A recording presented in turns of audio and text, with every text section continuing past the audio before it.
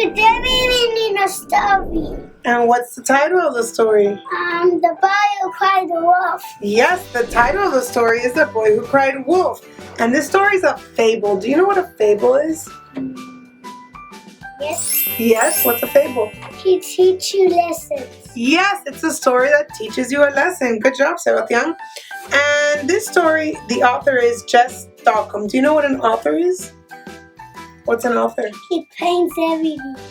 You're close. That's an illustrator. The illustrator draws the pictures and the author writes a story. But in this story, he did both. Jess Stockham wrote the story and drew the pictures. Are you ready to start? Ready? Here we go. We're going to start. Ready? There was once a small boy who looked after the village sheep up in the summer pasture, even though he didn't always feel like doing it. Do I have to look after the sheep? He asked. Yes, said the villagers. You're the best shepherd we have, and we can't trust anyone else but you. It's not fair, said the boy. I want to play with my friends here in the village too. There's nothing to do up in the mountains. It's so boring. Take a book, said the villagers, or play your flute, or even paint. That's boring too, said the boy.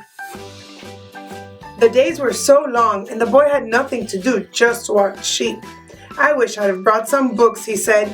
He tried playing tag with rabbits. He tried climbing hills with goats. Ready? But everything was just so boring. One morning, the boy looked down to the village, and he heard all his friends laughing and playing, and he thought to himself, I'm so lonely. If only I could make all these kids come up here and play with me. What if I pretend that there's a wolf and make them come up here? So without further ado, the boy got on his feet and started shouting to the top of his lungs. What did he scream? Wolf. How? How did he scream? Wolf. Wolf! Wolf! Soon he watched with glee as the villagers and all their children ran from their houses up to the hill. They finally arrived, panting and sweating. Are you all right? They asked. What happened to the wolf?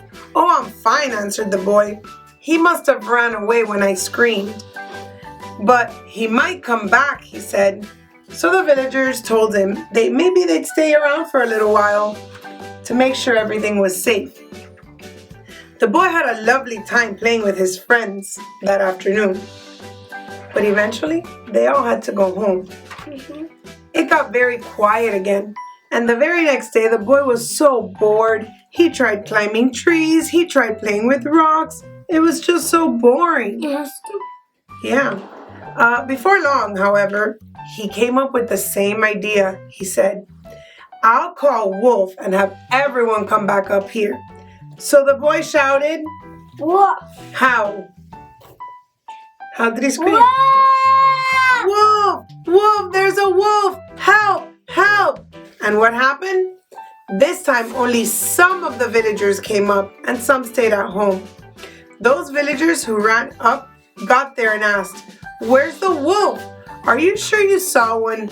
The sheep don't even look scared. Are you playing tricks on us? This time, they didn't stay very long. They looked around, saw no wolf, nothing seemed suspicious, so they went back down to the village. However, the next day, the sheep were very unsettled. They were running around and kept making funny noises. The boy looked across the pasture, and what did he see in the woods? A wolf. There was a wolf! And all of a sudden, the hairs on the back of the neck of the boy stood up. There was a wolf. This time it was a real one. It was creeping towards the flock from the other side of the pasture. Quickly, the boy ran to the edge of the cliff, looked down on the village, and started shouting, Wolf. How?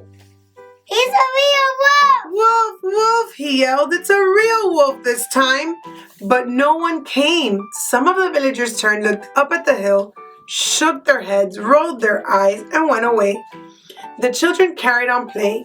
The boy kept shouting and shouting and shouting, but no one would look at him. Eventually, the boy was able to rescue a tiny lamb from the wolf's jaw. He tried to frighten the beast away, but it was too big and too fierce.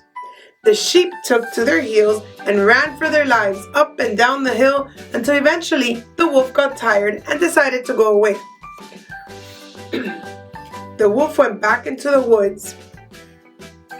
When everyone was safe, the boy, exhausted and tearful, came down the pasture, carrying just his baby lamb.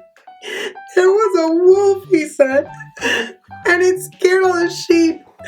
And this time I wasn't lying.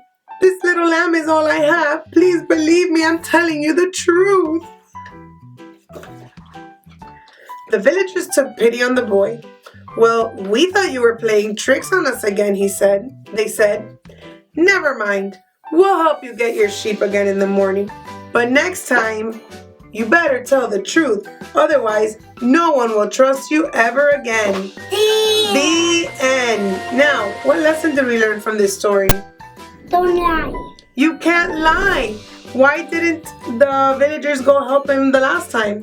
Because he don't believe him. Because they didn't believe him anymore, right? He had already lied 2 times. The 3rd time, nobody believed him, and he was in real danger. He was in a lot of trouble, right?